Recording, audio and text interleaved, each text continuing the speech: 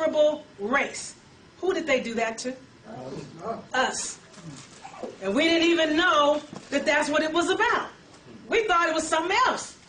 So anyway, if they cannot do this openly, then secretly they're going to use poison, bullets, knifings, strangulation, or whatever is necessary, and it doesn't matter what honor, rank, dignity, authority, wealth, or position of the person. Malcolm, Martin, Huey, keep it going. Keep it going. Toussaint, keep it going. Nat Turner. All these people were taken out by this little Roman Catholic militia.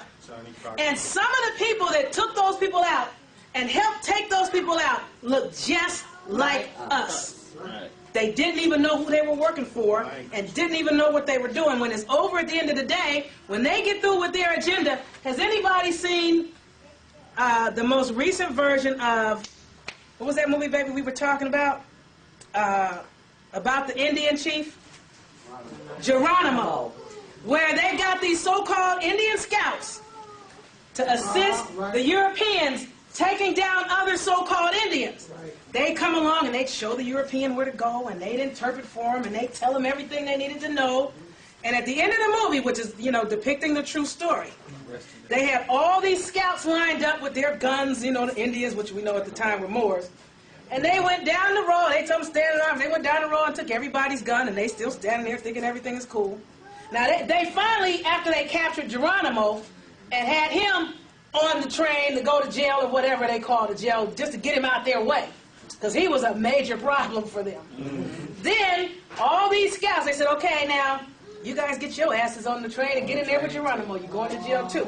And they were like, wait a minute, but I'm a good soldier. I was working for you, and I'm a scout. I'm an Indian scout. And they were like, and thank you for your help. Bye. Whoa. All these people, and somebody sitting in here works for them. I guarantee you there's an agent sitting up in this room recording something and going to go back and report to their master. CIA, FBI, ETA, DEA, these alphabet people whose names are made up with the various alphabets. You don't know who you work for, and you don't know what you do. Just so you know, I know you got to get a check, but when they get through with you, your ass is gone too. Especially if it happens during your time. Yes. The Iraq interpreters in this latest war are now wanting to come over here because they're going to be assassinated if they stay over in Iraq by their own people, because they are turncoats. And the American government said, we've used you, you knew what you were getting into, and they're throwing them to the wolves. That's what they get. Same thing. Now, a lot of people, they do let the turncoats come here. But when they get through with their agenda, because they're not through, they don't know when they'll need these turncoats again. When they're done, they don't need none of them. When they get through with you, agent, in the wolf in the mist, sitting here in sheep's clothing, and I don't know who you are, but you do know who you are. When they're done with you, you gone too. So, just like, well, I'm not even going to go there. Let's just keep it moving. Let's just keep it moving. Let's just stop. Now, these were the orders. Now, we know that some people that they shot, and what are they doing? They're poisoning the water, the candy, the toothpaste. They're chemtrailing the air. They have news for you. They are on a mission, and their mission is all about these nasty, dirty, filthy, flea-ridden, bug-ridden, tick-ridden, nasty, doo-doo eating people that were all about something that ain't about us, and we decided we wanted to be them. Yes, ma'am. That just brings me louder. To, when you just said about the flea-ridden thing, I was watching this documentary. I can't remember what it was about European clothing and where it came from. Yes. And the thing about the furs. Have you heard about that? Yes. What the origin of wearing furs was about was to get the fleas off of them and make them jump into the coat, into the furs that they had on. That's why they wore furs. So it wasn't a status symbol, it's because they needed it, because over time, like you said, they weren't changing their clothes and stuff. It was so dirty and nasty, and all these ticks and fleas was on them, they found that wearing animal skins would keep the fleas from attacking them, and they would jump into the coats. Okay. That's where wearing furs came from. Okay, she saw a documentary on fur coats. It basically said, I'm saying this in case they didn't hear her on the mic, that they used to wear fur coats, and the origin of the fur coat was because Europeans were so flea and tick and bug infested, they put on the fur coat so the bugs would jump off of their skin and into the fur because they were so dirty and they didn't change their clothes, and that was not a status symbol, but a means of sort of minimizing the itch. Debugging. For lack of a better word. Debugging. Debugging. Now, these orders that are given are to be followed without question from any unknown superior in higher ranks.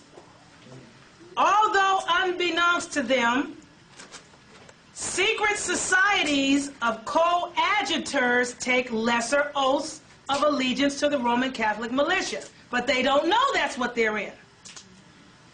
They can be of any nationality, any race, any creed, any denomination, any sexual preference, or any gender. At the end of the day, you just do as you're told and don't ask no questions. Your orders still. If you've taken an oath to be in anything, you take orders from the Pope if and when it goes down, or if and when they need you. You may not have done anything yet because, you know, it doesn't matter yet. But it'll come to a point where if this jumps off where they'd like it to, they're going to need you. Jesuits are authorized to use the arts of war, cunning, intrigue, deceit, hypocrisy, espionage, prevarication, craftiness, casuistry, mental reservation, manipulating public opinion, plots, scheming, trickery, cheating, guerrilla tactics, cloak and dagger, diplomacy, or any other means necessary to propagate the agenda of the Roman Catholic Church. In 1584, Pope Gregory XIII issued the Directorium Inquisitorum to officially give Jesuits the right to deal in commerce and banking. They control education, medicine, agriculture, that's Monsanto and Cargill and the seeds, mass media, and now they control genetics and DNA splicing. Got a patent on everybody in here. Okay? But I'm just connecting the dots so people can see it.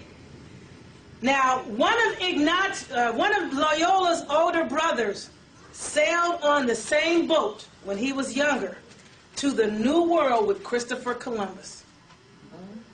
Oh yeah, one of his older brothers. The goal of the initial 6, who were anywhere from teenagers to 20 years old at the time, was to take the Holy Land. Can I move this up again? Now remember I told you holy is anything sanctified or authorized by the Pope. But I look at it like this. To take the Holy Land, the whole land, from the Muslims or Moors, and to take Jerusalem from the Muslims or Moors, which is who? Us. And to bring people to understanding and morals and the way of being into the Pope's or papal subservience. You must become a subject of the Pope of Rome. That's the business. By 1556, most Jesuits were teachers. Pope Pius XI ordered Catholics into politics. Adolf Hitler was a Roman Catholic militarist Jesuit that was promoting Christianity. That's what Adolf Hitler was about. He was a Jesuit. He was a Roman Catholic militant. He was one of the militia of the Pope. Did anybody know that already? No. Yeah, You knew it. He was ordained by the Pope, yeah. See, this brother said he was ordained by the Pope. Yes. Louder, baby. I'm going to get the address for you tomorrow, but it's a documentary that I ordered from this guy in Miami, Florida. Adolf Hitler died here in the United States in 1974. Wow. Adolf Hitler died here in the United States in In 1974. Arizona, I think. In Arizona? George Bush, the father Bush, not the son. His name is George W. Schreck. He was born and raised in Germany. He was brought over here and adopted by the Prescott Bush family. He was adopted by Prescott Bush. And he went on to become president of the United States. That's George Bush Sr. That's right. But they're all